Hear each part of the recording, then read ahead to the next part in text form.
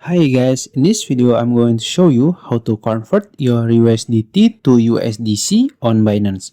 It's very easy. First you can open your Binance apps and then go to your search box here in the top and then you can search convert, search it and then you can choose convert here and then you have to make sure in the top you choose USDT, this one. Then in the bottom you change to USDC. Click this one and you can put the amount. I will max it, and as you can see the amount for the USDC, and you can just click that here.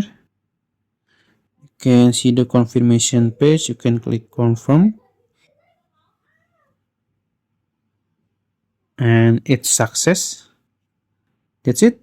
If you found this video helpful, please like this video and subscribe to my channel. Thank you.